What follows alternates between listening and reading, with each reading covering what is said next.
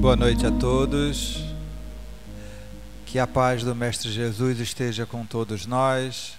Sejam bem-vindos à nossa casa para mais uma noite de estudo, mais uma noite de trabalho, mais uma noite em que nos reunimos aqui em nome do Mestre Jesus para aprender um pouco sobre a doutrina do Cristo, à luz da doutrina espírita.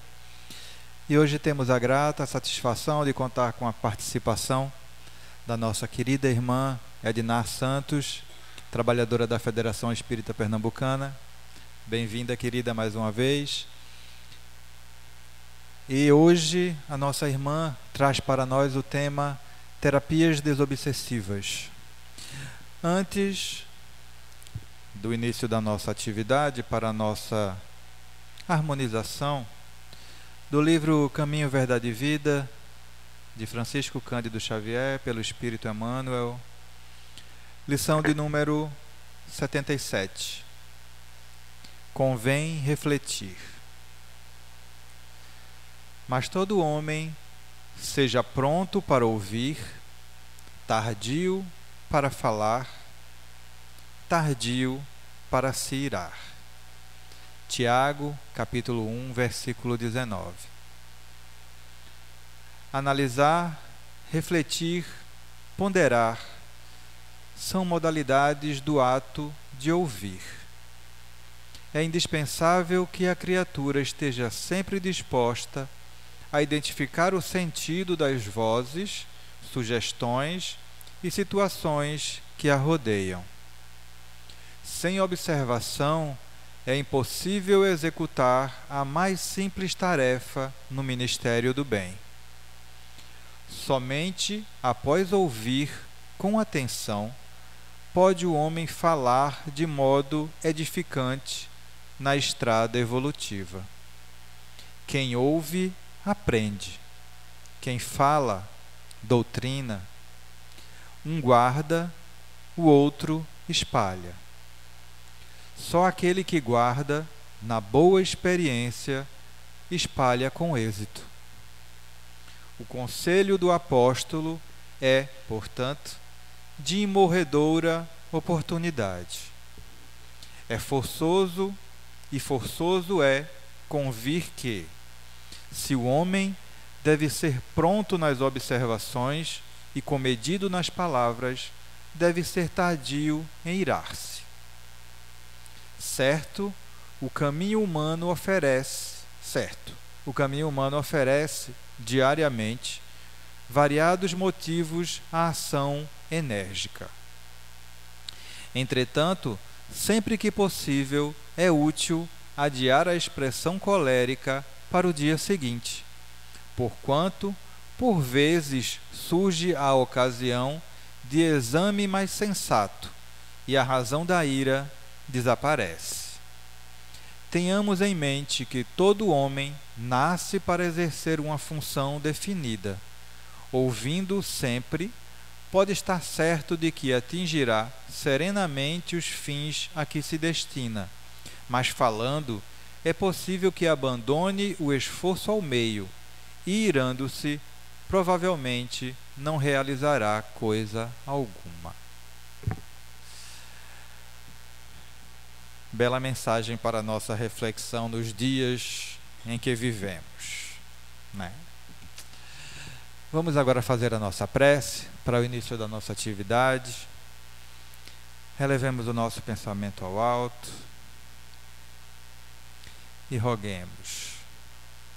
Querido Mestre Jesus, querido irmão e mentor Moacir, agradecidos estamos por mais uma vez abrires as portas de tua casa para nós, para em que mais uma noite venhamos aprender um pouco do Evangelho do Cristo à luz da doutrina espírita.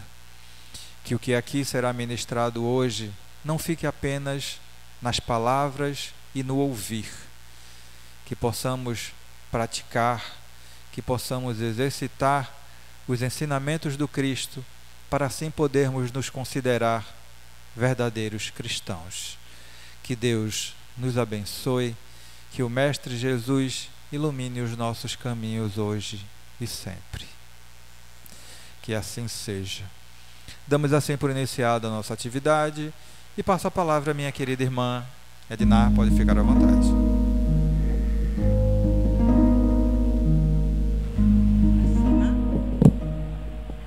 Boa noite. Estão me ouvindo bem, não é?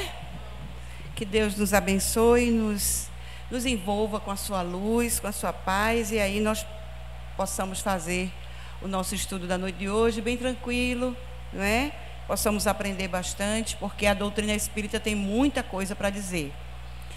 Uma palestra de 50 minutos não é tempo suficiente, né? Para a gente falar tanta coisa importante que a doutrina tem para nos oferecer. Mas aí o que a gente faz? Aí tem os estudos. Os estudos, eles são para isso, para que a gente possa ter mais tempo de estudar, de internalizar, não é, os conceitos, os princípios da nossa doutrina. Eu convido a todos para estudar.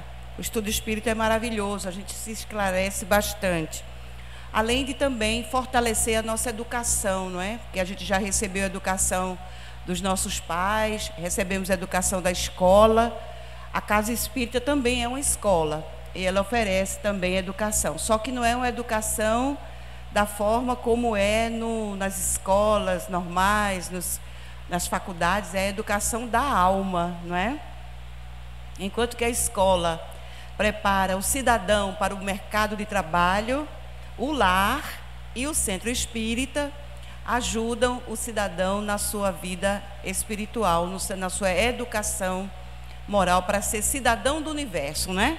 Não somente cidadão da cidade do Recife, ser cidadão do universo todo. Então, para isso, a gente precisa estudar, a gente precisa se preparar, a gente precisa, inclusive, mudar em muita coisa.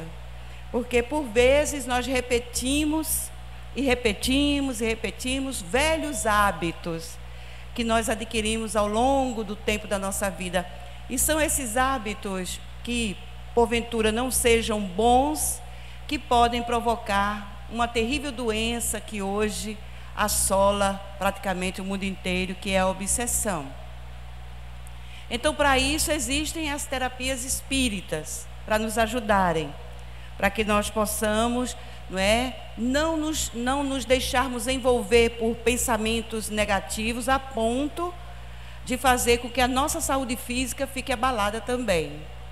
Então, a doutrina espírita, ela traz para a gente toda uma terapêutica que pode nos ajudar nesse dia a dia tão conturbado que a gente vive hoje. Estamos tão ansiosos que esquecemos facilmente as coisas, não conseguimos nos focar naquilo que nós estamos fazendo. Então, como é importante a gente educar o pensamento, porque é pelo pensamento que a obsessão começa. Então, nosso irmão Flávio lia a lição que falava, que é muito importante a gente observar o nosso redor. Como é que nós estamos em casa, no trabalho, na escola, em qualquer lugar aonde a gente vá. Porque o nosso comportamento determina a nossa cura ou a nossa doença. Então, quem é responsável pelo comportamento? O espírito.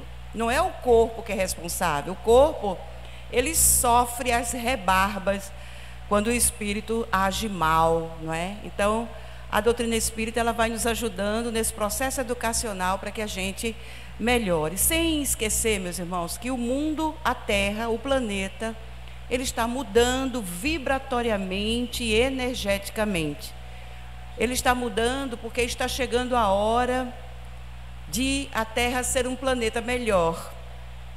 E aí a doutrina vem nos ensinando que todo planeta, quando ele está mudando, quando ele está melhorando, quando ele está partindo de um ponto negativo para um ponto positivo, muitas confusões acontecem, muitas revoluções sociais, muita coisa que a gente fica às vezes até impressionado. Como é que um ser humano é capaz de fazer um mal tão grande a outro ser humano, ou seja, um semelhante perturbar outro semelhante. Então Jesus, ele deixou lá atrás alguns ensinamentos que dão para a gente essa ideia desse porvir, dessa nova situação que o planeta Terra vai viver, não é? Claro, bem melhor. E, lamentavelmente, as pessoas que ainda elas provocam os diversos embaraços para que os bons prosperem. Lamentavelmente, essas pessoas não vão poder mais encarnar no planeta. Então, à medida que elas forem desencarnando, elas não voltam mais numa próxima encarnação. Elas vão para uma outra cidadela espiritual, um outro planeta, onde elas se preparem para ter reencarnações compatíveis com o seu caráter, compatíveis com os seus pensamentos, compatíveis com os seus comportamentos, porque os bons não podem ser perturbados pelos maus. A gente vive aqui na Terra, não é? Bem assim misturados. Kardec até teve essa preocupação de perguntar aos espíritos superiores por que nós precisamos conviver, bons e maus precisam conviver juntos, quando só deveriam ser bons ou maus. Por que essa mistura de maus com bons, né? Então os espíritos responderam que é para que os maus aprendam a fazer o bem com os bons, e os bons, não é, ajudem esses maus a mudarem. É por isso que existem leis, existem locais de correção de comportamento, que a gente chama de prisão, de penitenciária, para fazer com que aquela criatura ela volte ao seu estado natural, que é o estado de que não há maldade, não é? Todo malfeitor, todo criminoso, ele já foi criança, já foi um bebezinho frágil, já precisou do peito da mãe dele, precisou do carinho do pai, e criou-se, não é, com o pai e a mãe, mas por alguma razão, talvez no fator educação, faltou para essa criatura determinadas informações que eram tão importantes para ela crescer equilibrada, crescer uma pessoa boa, uma pessoa honesta, uma pessoa sincera. Então, a gente vê que a educação é uma das coisas mais importantes também para a gente evitar a obsessão. O professor de Allan Kardec foi procurado por uma senhora que perguntou a ele assim: mestre, quando é que eu devo começar a educação do meu filho? Ele era diretor de uma escola muito importante na Suíça. E aí ele respondeu para ela: que idade tem seu filho? Ela disse: ele tem 3 anos. E ele falou: corra que a senhora está 3 anos atrasada. A educação não começa aos 3 anos, aos 2, aos 5. A educação começa na gestação. Quando uma mulher, ela engravida, naquele momento um espírito se associou a ela. O espírito que espera dela o cuidado com o seu corpo físico. Então a mãe, ela não carrega o espírito na barriga, ela carrega o corpo físico daquele reencarnante, daquele espírito que agora está ligado a ela pelo perispírito, para que eles possam, não é, aquela gestação ela possa ser em conjunto. O espírito ainda na espiritualidade, ele ainda não nasceu na vida física, a mãe ainda está gestando o seu corpo físico, e aí, mas ele está ali do lado da mãe dele, ele sabe se a mãe dele está bem, ele sabe se a mãe dele não está, ele sabe se ele é bem-vindo, ele sabe se ele não é. Por isso que o aborto é perigoso, não é? Porque o espírito desencarnado, ele pode se vingar da mãe que o aborta, dependendo de quem é esse espírito. Daí a necessidade da educação. Então, quando uma gestante conversa com seu filho, né, quando ela massageia a barriga, ela está passando para ele vibrações, está passando para ele energia, e ele sente essa energia, ele sabe se essa energia é boa ou se essa energia não é boa. Então pode nascer uma criança com problemas, se ela percebe que os pais não gostam dela, né? A criança, inclusive, sente a rejeição dos pais. Daí a importância de uma gravidez segura, de uma gravidez tranquila, harmoniosa, para que esse espírito renasça bem, chegue ao mundo feliz, tranquilo, sabendo que está protegido ali pelo seu pai, pela sua mãe, que ele vai crescer e vai receber toda a atenção, todo o respeito, todo o cuidado. Então a educação começa na gestação e não na escola. Começa quando a criança nasce, não é? Quem são os seus primeiros professores? O pai e a mãe. Os professores acadêmicos, eles vão fazer uma espécie assim de suporte ao pai e à mãe, que não podem, porque trabalham, porque têm outras atividades, ficar educando o filho e a filha o dia inteiro. Então a escola é para isso, para ajudar os pais. Mas a gente sabe que, lamentavelmente, a escola ela não forma o caráter da pessoa. Ela pode ensinar uma pessoa a aprender uma profissão para ela ser um bom profissional na área que ela escolher.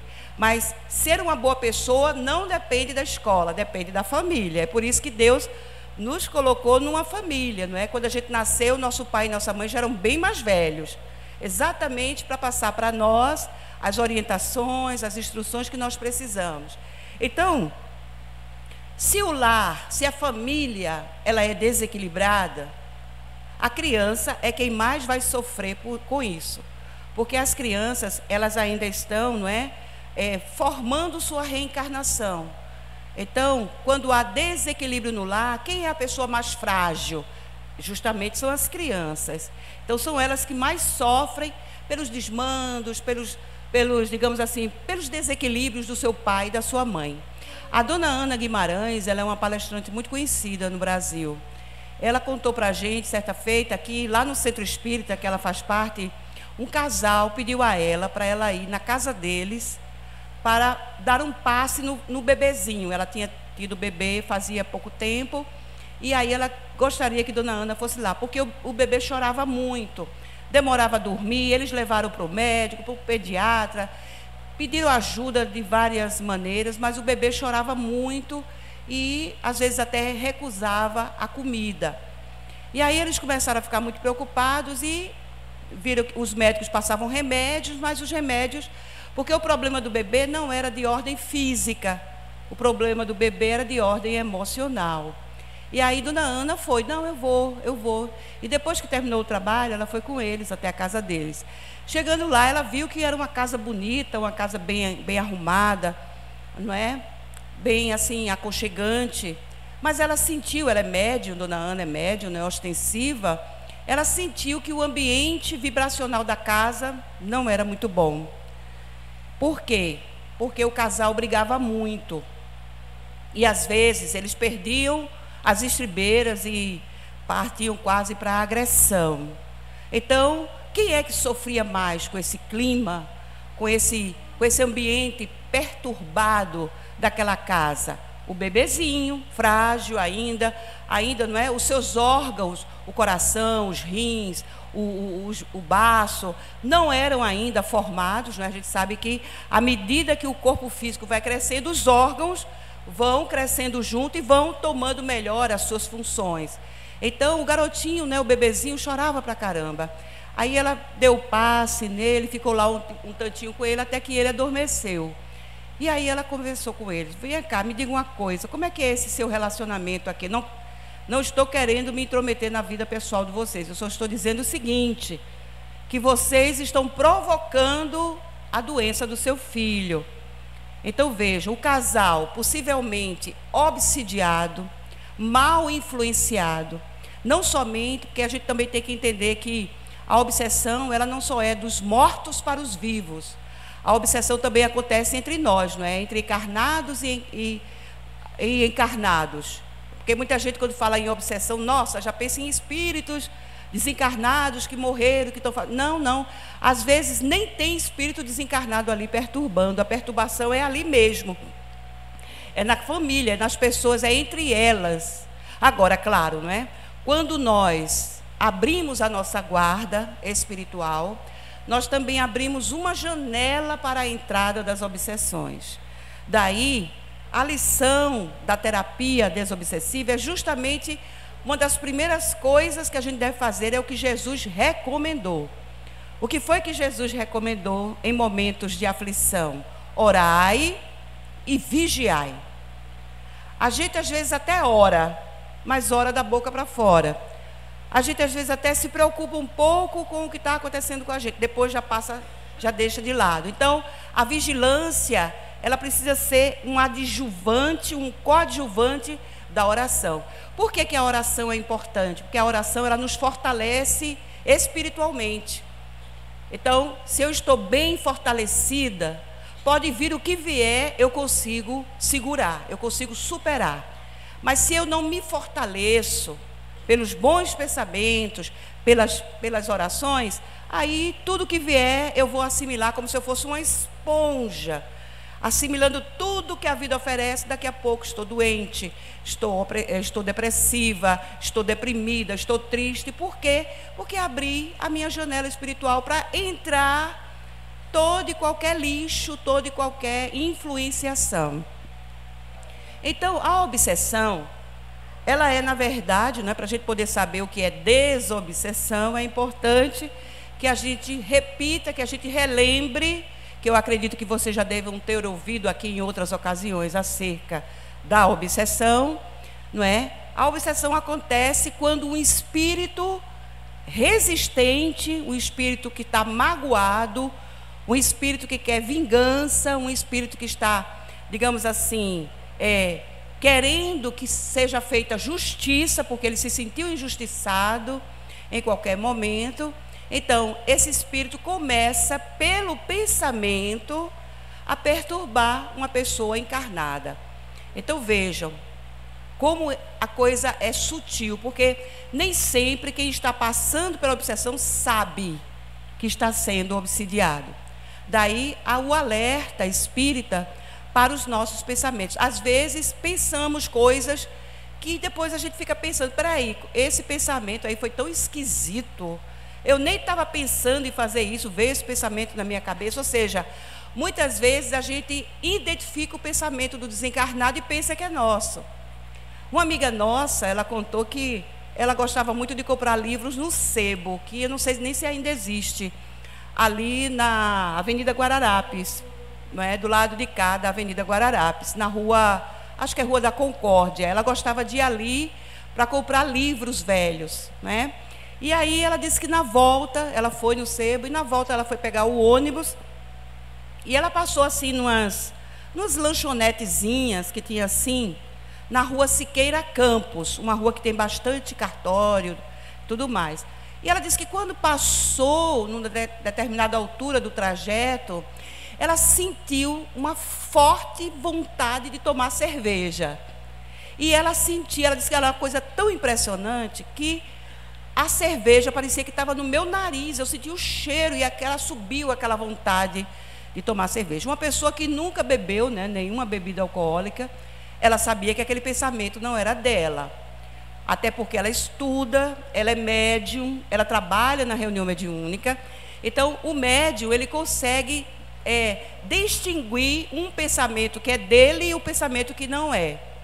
Então, ela disse, essa vontade de beber é de alguém que está por aqui. Exatamente, a gente sabe que aonde há bares, aonde há lugares, aonde há muito álcool, não é? Muita bebida alcoólica, espíritos que foram alcoólatras quando estavam encarnados, eles se aproximam, na verdade, eles são atraídos, os espíritos são atraídos para esses locais.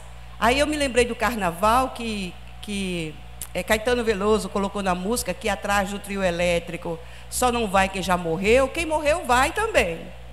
Adora trio elétrico, adora carnaval. Por quê? Porque sabe que alguém vai beber e ele vai poder sugar as energias daquela pessoa. Então, o que é que ela fez?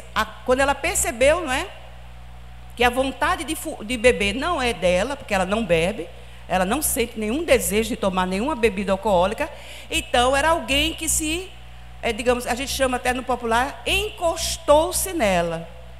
Porque os espíritos, eles podem até nos tentar, mas nós não somos obrigados a ceder. Mas Jesus advertiu, orai e vigiai, porque a carne é fraca. Nosso corpo físico depende da minha vontade. Então, meu corpo físico é o que eu penso, meu corpo físico é o que eu sou.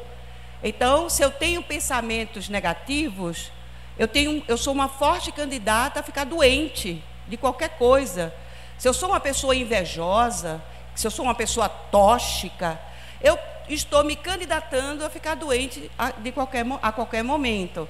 Então, a nossa irmã correu para a federação e lá ela estava na volta, ela iria para uma reunião mediúnica, e lá ela contou esse fato, gente, eu estou aqui, aí precisou tomar passes, tomou passe, não é? Por quê? Porque a criatura que encostou nela simpatizou com ela, não é? E aí, o que é que aconteceu de bom aí? Vamos ver. Ela foi como se ela fosse uma ambulância, ela levou o desencarnado com ela até o centro espírita. E lá ele recebeu o tratamento que ele precisava receber. Só que depois, passados alguns dias, aí alguém veio dizer para ela: olha, deixa eu dizer uma coisa para você. Um espírito se manifestou na reunião e disse que você traiu ele. Aquela moça me levou, eu pensando que ela ia me levar para o bar, me levar para tomar uma cervejinha, ela me levou para uma igreja, porque ele chamou o centro espírita de igreja. Ela me chamou para uma igreja e lá ficaram rezando, fazendo prece e tal. Ou seja, um espírito que ainda mantinha, mesmo depois da morte, o vício. E a gente leva para a espiritualidade nossos vícios. Levamos nossos digamos assim, nossas conquistas, nossas, digamos assim, talvez virtudes, mas levamos os defeitos também. Então, uma pessoa não deixa de ser quem ela é porque desencarnou. Ela só não tem mais o corpo físico, mas ela tem mente, ela tem sentimento, ela tem tudo, ela guarda todas as lembranças que ela tinha quando estava na reencarnação. Então, uma pessoa assim, ela pode obsidiar alguém. André Luiz, no livro, né, em todos os seus livros, melhor dizendo, A Vida no Mundo Espiritual, que é uma série de 13 obras, que começa em Nosso Lar e termina em Entre a Vida e a Vida Continua, André cita diversos casos de obsessão. Inclusive, tem um dos livros que se chama Obsessão. O livro tem esse título, Obsessão. Por quê? Porque é uma das coisas que realmente vem fazendo a criatura humana a praticar coisas que a gente fica: meu Deus, como é que uma pessoa faz uma coisa dessas? Como é que essa pessoa tem esse sangue tão frio, que mata uma pessoa rindo, que prejudica as pessoas e não está nem aí? Então, vejam, com essa mudança vibracional, não é, do nosso planeta, com essa mudança energética da Terra, muitos desses espíritos não vão poder mais voltar para cá. O que é bem lamentável, porque Jesus disse que os mansos é que herdarão a terra. Bem-aventurados os mansos, porque eles herdarão a terra. Então, uma pessoa tranquila, uma pessoa que faz o bem, uma pessoa que ajuda, uma pessoa que pensa no outro, que se preocupa com as outras pessoas, é um forte candidato a voltar e viver nesse planeta feliz, que é a terra do futuro. Então, como é que nós podemos tratar as obsessões, caso elas se instalem? Existem 3 tipos de obsessão que a doutrina espírita nos informa. A obsessão por influência, que foi o caso da nossa irmã, que sentiu o cheiro da cerveja, então ela foi influenciada espiritualmente por uma entidade desencarnada, mas só que a influência espiritual, ela pode ser revertida rapidinho. A pessoa vai no centro espírita, faz o seu tratamento, vai no atendimento fraterno, lá ela vai receber as orientações, ela vai tomar os passes, vai tomar a água fluidificada, vai fazer o evangelho no lar, vai assistir palestras, se possível, vai se matricular num grupo de estudos.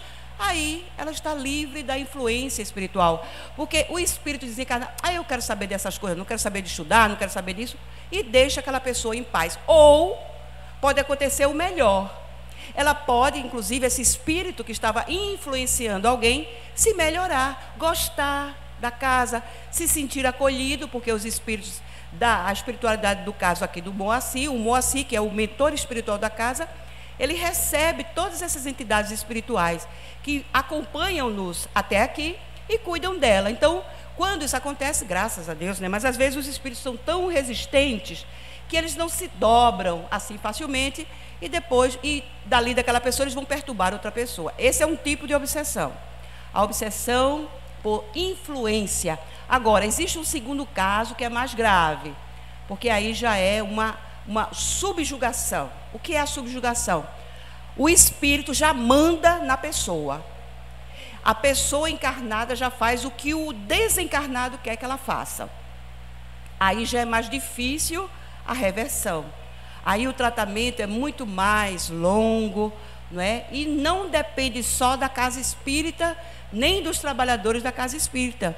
Depende da pessoa, porque é o livre-arbítrio dela que vai determinar se ela continua sendo mandada por aquele espírito ou se ela quer se libertar. Claro que a terapêutica espírita vai ajudá-la, não é? a elucidação, o esclarecimento, a educação espiritual, tudo isso vai ajudar-nos a revertermos os quadros de obsessão. A subjugação ela é tão forte que o espírito, às vezes, ele fica, inclusive, até sem energia física. André Luiz conta um caso no livro chamado Libertação, de uma entidade espiritual que subjugou uma moça a ponto de ela não ter forças para se levantar da cama, desânimo para sair de casa, para trabalhar. Ou seja, o espírito começa a dominar até o corpo físico da pessoa. Vejam a situação como é ainda mais preocupante. Daí a força de vontade, a mudança pensamental, o comportamento da pessoa vai determinar a continuidade dessa subjugação. Geralmente, o espírito desencarnado é alguém que já viveu com aquela pessoa em outra encarnação. E houve alguma coisa entre eles tão grave que esse espírito ficou perseguindo na espiritualidade essa pessoa. Eu fico imaginando essas pessoas que são matadoras de aluguel. Imaginem, uma pessoa que é paga para matar alguém. Imagine o alguém, o que não vai fazer com essa criatura. A pessoa pensa que se livrou do inimigo, mas o inimigo, nananina, não. Continua lá, mas Deus é tão bom que Ele dá um corpo diferente para a gente, para que os nossos inimigos espirituais não nos reconheçam. Por exemplo, eu posso até mudar de sexo, se for o caso.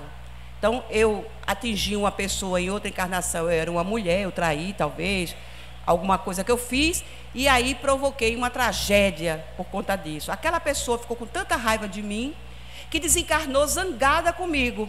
Então, ela vai ficar me procurando para me achar até onde eu estiver. Só que eu reencarnei e estou com um corpo completamente diferente do que eu tinha. Então, o desencarnado pode não me localizar rapidamente, mas pelos meus pensamentos, pela forma como eu penso, pela forma como eu me comporto, esse espírito pode me localizar, me alcançar e tornar-se um adversário feroz. Eles levam vantagem porque são invisíveis. Nem todo mundo vê espíritos. Nem todo mundo sabe que o que está passando é por conta de uma obsessão. Pensa que é uma situação, um azar, alguma coisa ruim, nem imagina que pode ser alguém que esteja ali provocando todos aqueles fenômenos, brigas, confusão em casa, dificuldades financeiras e outras coisas, crises no casamento. E a pessoa pensa que são circunstâncias que, na verdade, são espirituais e a pessoa não está sabendo. Aí a terapêutica espírita é exatamente a de mudança de pensamento, de comportamento. Leon Denis, ele vai dizer numa obra chamada O Problema do Ser, do Destino e da Dor, que os nossos pensamentos definem nosso caráter. Então, eu sou o que eu penso, meu caráter é de acordo com o meu pensamento. Então, eu exteriorizo minhas ações de acordo com os meus pensamentos. Eu posso até tentar enganar algumas pessoas, mas aos espíritos eu não consigo enganar. E o terceiro caso de obsessão chama-se fascinação. Esse é o pior de todos. Porque a pessoa fascinada, ela não admite que está fascinada. Acontece muitos casos nas nossas casas espíritas, por exemplo, e colegas nossos mesmos, que estão passando por uma questão de fascinação, provocando distúrbios dentro da casa espírita, perseguindo alguém, enfim. Às vezes sendo um ditador dentro de casa, para a família. Mas a gente fala com essa pessoa, ela não admite. Não, que é isso, você está dizendo que eu estou... Aí se magoa. Então, o melindre é uma das características do fascinado. Você vai dizer qualquer coisa para ele já se espoleta todo, já fica com raiva de você, já leva para o lado pessoal. Vá atrás que tem um processo de fascinação ali. Daí, o cuidado que nós devemos ter com os nossos pensamentos, com a nossa... não é, com o nosso comportamento, porque o nosso caráter depende de como eu penso, depende de como eu me comporto, não é? Então, Chico vai falar numa psicografia que ele recebeu de um espírito chamado Dias da Cruz. E esse espírito vai dizer que a obsessão é um tipo de alergia, provoca inclusive alergia no corpo físico, algumas coisas como urticária, como dermatite de contato, como asma, alguns sintomas que nós apresentamos na nossa vida e que provocam, às vezes, erupções na pele e tudo mais, pode ser também um problema de obsessão. Por quê? Porque o encarnado que está obsidiado emite raios, todos nós, não é? Todos nós, seres humanos, nosso cérebro, ele é dotado de eletricidade, de elétrons no nosso cérebro. É a parte externa, não é? Mas espiritualmente eu emito raios. Então, quando eu penso, quando eu vibro, eu emito raios para a natureza. E esses raios, eles podem ser tóxicos ou podem ser benéficos. Então, eles podem provocar nas pessoas essas diversas problemáticas, que a gente atribui à poeira. Ah, é a poeira. Ah, são os ácaros, são as bactérias. A gente vai dando desculpas. E esses elementos, eles existem realmente. Existem ácaros, existe poeira, existe tudo isso. Só que Deus nos deu a todos um sistema imunológico portentoso para justamente combater bactérias, combater ácaros, combater poeira. Mas se eu emito raios negativos, eu fraquejei o meu sistema imunológico. Daí entra bactéria, entra poeira, entra tudo e me provoca as diversas reações alérgicas, que a gente é obrigado a ir lá no médico para ele passar vacina, para a gente ficar bom daquele problema. Ou seja, os raios do pensamento são exteriorizados no ambiente onde nós vivemos. Então, imagine a nossa casa, não é? O nosso lar. Como é que está a situação pensamental dos habitantes do nosso lar? Daí a necessidade que nós temos da oração para evitarmos esses problemas. Então, aí no fim, Chico ele vai dizer, não é, que nós precisamos, nesses casos, da dieta do Evangelho, para que nós possamos nos livrar dessas problemáticas todas, fazendo de nossa casa um santuário de luz, de paz, de harmonia e de respeito. Precisamos nos respeitar, não é, uns aos outros. E aí, Dias da Cruz vai lembrar Paulo de Tarso, numa das cartas que ele escreveu aos Filipenses, no capítulo 4, no versículo 8, onde Paulo vai dizer aos Filipenses que tudo que é verdadeiro, tudo que é honesto, tudo que é nobre, tudo que é puro, tudo que é santo, seja em cada hora da vida a luz dos vossos pensamentos. Pensamento é vida, pensamento é força, pensamento é energia. Então, quanto melhores forem esses pensamentos, melhor é a nossa vida, melhor é a nossa situação. Então, nós temos a prece como uma terapia sensacional, porque a prece, ela vai criando, à medida que a gente vai orando, não é? A nossa prece, ela vai criando uma espécie de campo de força ao nosso redor. Então, pensamentos ruins que venham para a gente que roga praga para a gente que tem inveja do que a gente faz, do que a gente tem, não vai acontecer nada, porque eu estou protegida aqui no meu campo mental das minhas orações. Então, como é importante a gente fazer oração? A oração, ela nos prepara psicologicamente, nos prepara espiritualmente para a gente enfrentar qualquer adversidade. O sofrimento pode até vir, mas eu estou lá, firme, forte, para enfrentar esse sofrimento e vencê-lo, porque tudo passa. Nada é para sempre do ponto de vista do mal. O que é para sempre é o bem. O mal, não. O mal nós podemos combater. Então, a prece, não é? Jesus deixou uma prece extraordinária para a gente repetir todos os dias, que é o Pai Nosso. Não é? Às vezes a gente chama alguém para fazer uma prece, né? A pessoa diz, mas eu não sei orar, eu não sei fazer. Aí alguém diz assim, não, faça o Pai Nosso, como se o Pai Nosso fosse uma oração qualquer. De jeito nenhum. O Pai Nosso é a oração que veio diretamente de Jesus. Ela tem um valor que a gente não imagina, o valor que o Pai Nosso tem.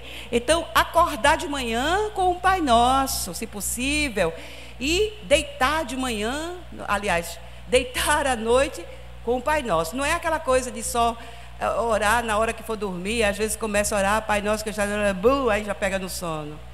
Tem que orar para valer, orar com sinceridade, porque Deus sabe de tudo que a gente precisa, mas a gente precisa fazer a nossa parte, que é pedir a Deus proteção, pedir a Deus ajuda, pedir ao Senhor que nos abençoe. Então, a oração é uma das terapias desobsessivas mais eficientes. Nós temos, na Federação Espírita Pernambucana, todas as terças-feiras, um momento de irradiação, onde nós oramos pelos outros. Não existe trabalho voluntário mais bonito do que orar pelos outros. A gente pensa que é dar cesta básica, a gente pensa que é dar esmolas. Pense numa caridade que é a oração.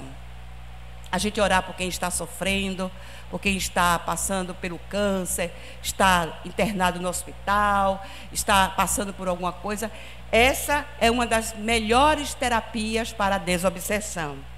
O pensamento, não é? A gente já falou até sobre ele. Mudar a tônica dos nossos pensamentos. Quando vier um pensamento mau no seu cérebro, na sua cabeça, na sua mente, expulse-o imediatamente, substituindo ele por outro. A Organização Mundial da Saúde, ela vai dizer que bem-estar é saúde mental. Então, uma pessoa que está bem, uma pessoa que está tranquila, ela está com a sua saúde mental tranquila. Mas a gente vê, meus irmãos, inclusive eu vi um livro de um coreano que diz que ele escreveu um livro chamado Sociedade do Cansaço, onde ele vai falar que o homem, nessa correria que ele vem enveredando a partir das décadas de 50, de 60, depois do pós-guerra, não é? Depois da Segunda Guerra Mundial para cá, o homem mudou bastante. O encarnado aqui na Terra, o ser humano, mudou bastante. Ficou mais atrevido, mais elétrico, mais... Então, hoje nós vivemos a correria, a ansiedade e o estresse dos tempos modernos.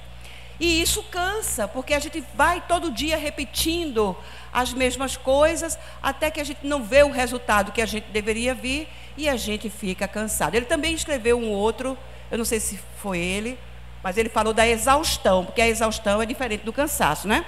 O cansaço eu ainda posso, pelas férias, pelo tratamento, por alguma coisa que eu fizer, eu posso melhorar a minha psicosfera mental. Mas a exaustão já é o resultado, não é? De algo que está completamente já grave e precisa muito de uma recuperação. Então, nesse livro, Sociedade do Cansaço, ele vai dizer que no século passado, o século XX, foi um século caracterizado pelas doenças virais, bactérias, vírus, mofo e outras coisas. Já o século XXI, que é esse que nós estamos, ele é caracterizado pelas doenças neurais. O que é que ele quer dizer? Depressão, transtornos, síndromes, as mais diversas doenças, não é? Os fatores de dissociação da personalidade. A gente vê as pessoas praticando coisas que a gente nem imagina que isso seria possível. Então, tudo isso caracteriza um século onde as doenças são mais mentais do que fisiológicas propriamente ditas. Então, daí, mais uma atenção que nós devemos ter à nossa saúde mental. Como vai a sua saúde mental? Avalie. É muito importante. Você está dando muito valor a coisas negativas, a coisas que não têm nenhuma utilidade para a sua vida prática? Jogue fora isso, porque senão a mente da pessoa é que vai passar pelas grandes dificuldades das doenças neurológicas, não é? E aí ele vai falar também da terapia da caridade. A caridade é, digamos assim, a nossa carta de alforria para o bem. Por quê? Porque a caridade é ela que vai definir para a gente, para mim, para você, para qualquer pessoa, qual é a regra de comportamento da humanidade. Então, caridade, os espíritos vão dizer que a mais difícil caridade de se fazer é a caridade moral. A caridade material é mais fácil. Eu vou saindo aqui do Moacir, tem uma pessoa ali fora me pede ajuda. Moça, por favor, me dê uma ajuda. Se eu der a ela um dinheiro, qualquer quantia, eu não vou ficar pobre por causa disso, eu não vou passar necessidade, porque dei para ela uma ajuda. Ou seja, a gente costuma dar do que sobra, não é? Não dentro do que é necessário para a gente, como Jesus falou, né? Que aquela senhora que depositou ali no gasofilácio do templo as suas moedinhas, foi a que mais doou, porque ela tirou do que ela não tinha para doar para a igreja. Enquanto que a gente às vezes dá o que está sobrando, uma roupa que eu não uso mais, um sapato que eu não quero, enjoei daquela dali, dou, não é? Ou então até dou cestas básicas, mas Essa caridade é boa? Sim, você ajudou alguém, você levou esperanças para essa pessoa, mas às vezes a gente não faz a caridade moral. Essa é a mais difícil.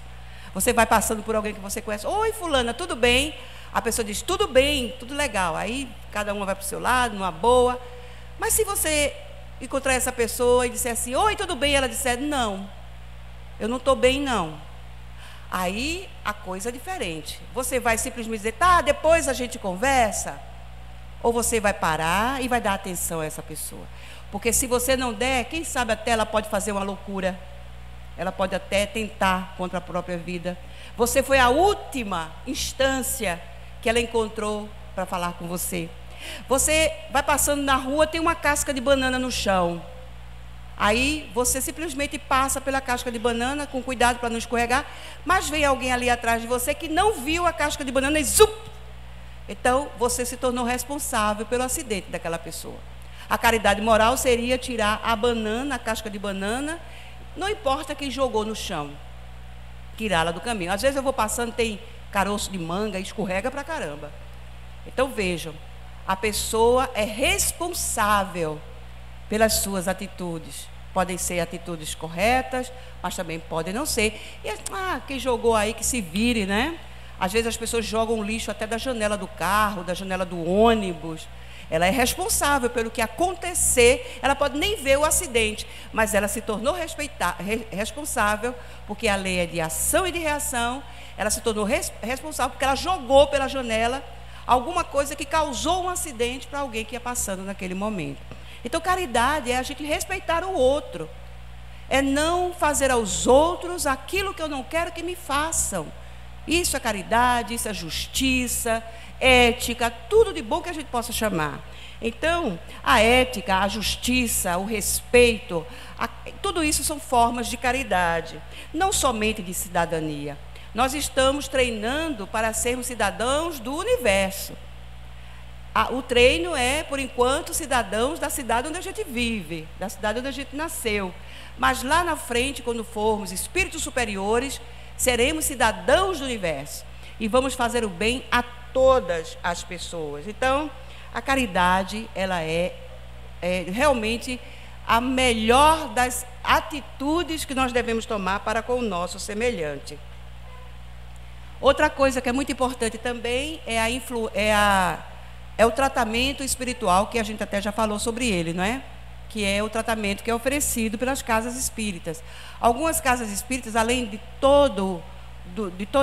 essas tarefas que ela oferece, ela ainda tem a reunião mediúnica, que é onde os médiuns, aquelas pessoas que estudaram, que se prepararam, elas vão fazer esse plantão para justamente ajudar os espíritos que nós trazemos conosco. Então, quem são os espíritos tratados na reunião de desobsessão do Moacir?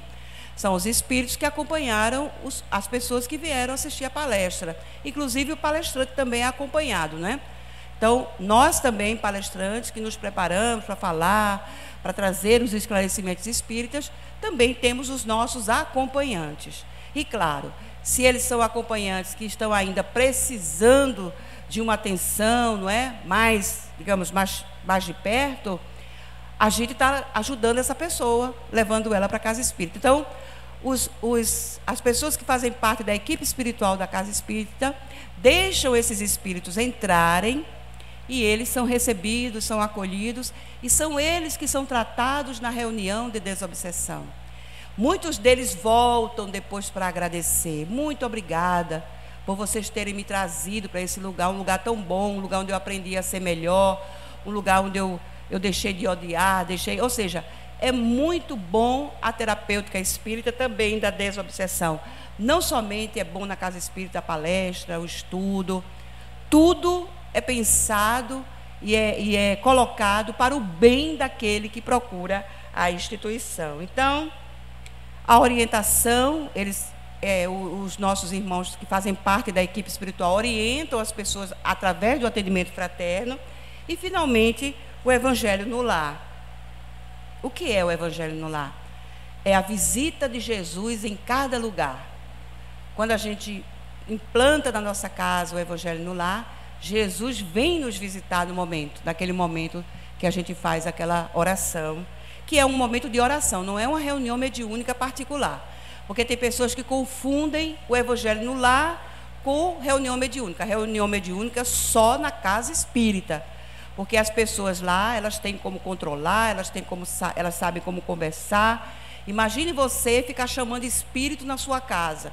Vai ver que é um espírito brincalhão. Tem pessoas que gostam de brincar com espíritos. Se gostam de brincar com os espíritos, eles também gostam de brincar com a gente, né? Tem gente que usa pêndulo, usa copo, faz assim, evocações. Não se deve fazer isso em casa, não se deve fazer isso em lugar nenhum, a não ser na casa espírita, que é o lugar apropriado para a recepção dos espíritos. O evangelho no lar, ele vai criando naquela casa uma psicosfera de proteção naquele lar, além de higienizar o lar psicologicamente, vibratoriamente. Dona Ana Guimarães, quando foi na casa daquele casal, que o bebezinho chorava, ela viu na parede da casa descendo uma substância meio gosmosa, descendo pelas paredes. Ou seja, o que era aquilo? Aquilo era o resultado das vibrações daquele casal, não é? Que ali brigava muito e por isso impregnavam as paredes da casa. Agora, só quem vê é o médium. A pessoa, muita gente não é médium, não vê espíritos. Então, ela não vê o que é que está por trás, não é? Então, o evangelho no lar, ele vai limpando tudo isso, não é? Os espíritos amigos que vêm junto conosco fazer esse evangelho no lar, eles também limpam a nossa casa. A espiritualidade amiga é dotada de tecnologias que a gente sequer imagina. Eles têm aparelhos, André Luiz fala isso, não é? Eles têm aparelhos tão portentosos que liberam as paredes da nossa casa de todo o lixo vibracional que possa ter. Claro, se houver o nosso esforço para que isso aconteça, né? Porque adianta eles ficarem limpando o tempo todo e a gente continuar falando palavrão, injúrias, rogando pragas, brigando, chamando o outro disso, daquilo. Não adianta, eles vão limpar, mas nada, vai sujar de novo. Nós temos que mostrar a nossa parte, a nossa boa vontade, para que os espíritos consigam, não é? E para a gente terminar, eu me lembrei de uma historinha de Chico, né? Que ele estava no centro e um casal chegou para ele e perguntou se eles queriam fazer o evangelho no lar para Chico ensinar. E Chico ensinou para eles. Aí Chico disse assim: olha, Emmanuel, que está aqui do meu lado, Emmanuel é o guia espiritual do Chico, né? Ele disse o seguinte, que se vocês se esforçarem realmente e fizerem o evangelho no lar toda semana, porque é uma vez por semana que a gente faz, né? 20 minutos no máximo. Então, se vocês perseverarem e fizerem o seu evangelho no lar todos os dias que vocês programarem, vocês vão ganhar um presente. Aí eles se animaram: oh, que maravilha, que presente é esse? Tipo, não sei, Emmanuel que está dizendo, ele não me disse que presente é esse. E o tempo passou, não é? Passou, e depois de alguns anos eles fazendo o evangelho no lar, aí aconteceu uma coisa meio desagradável lá na família. Quando eles chegaram no centro, aí o casal falou: mas Chico, veja só, entraram os ladrões lá em casa e roubaram vários pertences nossos. Inclusive, naquela época era muito comum os pais darem joias como herança para os filhos, né? Então a moça tinha algumas joias, o rapaz tinha alguma coisa também. E os ladrões entraram lá e levaram com eles essas joias. E nós estávamos guardando isso aí para quando nossos filhos crescessem, a gente pagar a faculdade, os cursos. E agora você disse que a gente ia fazer evangelho no lar e ia ganhar um presente. Que presente foi esse? Aí Chico disse: olha, Emmanuel está dizendo aqui que foi um presente sim. Sabe por quê? Porque vocês guardavam essas joias e o que tinha de espírito desencarnado agarrados com essas joias, porque tem pessoas que desencarnam e ficam agarradas com seus pertences materiais. Então, esses espíritos, eles tinham sido donos dessas joias quando estavam encarnados. E, depois de desencarnados, continuaram ali, agarrados com aquelas joias. Quando os ladrões entraram, que levaram as joias, os desencarnados foram-se embora com ele também. Ou seja, todas as desavenças, todas as situações que foram constrangedoras naquele lar, né, eram provocados pela presença desses espíritos agarrados com os bens materiais. Eu me lembro de uma casa que tinha ali em Casa Amarela, aqui, né, no bairro, onde era o Bom Preço, aqui, o hiper. Do outro lado, agora é um posto de gasolina, não sei, mas era uma casa antiga. E saiu no jornal isso aí, que o dono da casa estava querendo vender a casa, mas ele não conseguia. Na hora H, a pessoa desistia e tal. Aí até que alguém lembrou, pode ser algum espírito que está morando aí nessa casa, porque foi dono dela em alguma encarnação, e ficou ali, preso naquela casa. Aí chamaram um médium, e o médium, quando chegou lá, a primeira coisa que ele viu foi o desencarnado sentado numa cadeira, se balançando, ou seja, ninguém comprava a casa dele. Por quê? Porque ele achava que a casa continuava sendo dele. Então, foi preciso fazer todo um trabalho, não é, de desobsessão e tudo mais. Então, a espiritualidade, ela tem como, através do Evangelho no Lar, higienizar o ambiente da psicosfera da nossa casa, higienizar o nosso lar, mas nós temos que fazer a nossa parte, né? Nós temos que ajudar. O trabalho não é somente deles, o trabalho é principalmente nosso. Então, meus irmãos, seria isso para a gente conversar acerca das terapias. Espero ter ajudado, espero que vocês não tenham sentido medo, nada, não quis apavorar ninguém, só trazer a realidade, para que a gente, não é, aprenda com a realidade e passe a dar valor ao que realmente é bom, como diz Paulo, né? O que é bom, o que é honesto, o que é justo, para que assim os nossos pensamentos, eles possam modificar-se e o equilíbrio possa fazer parte da nossa vida, o autocontrole, porque o que a gente precisa mais na humanidade, a humanidade já tem muita coisa boa, as instituições sociais aí, lutando pelos direitos, por tudo, não é? Além das tecnologias que vêm nos ajudando bastante, mas disso aí todo mundo já está satisfeito. Agora, o que falta é Jesus no coração. Então, nós devemos também nos preocupar com o nosso espírito, não pensar somente como pessoa humana, pensar como espírito imortal que nós somos, né? Então, para isso, a doutrina espírita nos traz as informações. Muita paz, que Deus abençoe, tenha uma boa noite de descanso e até a próxima. Obrigada.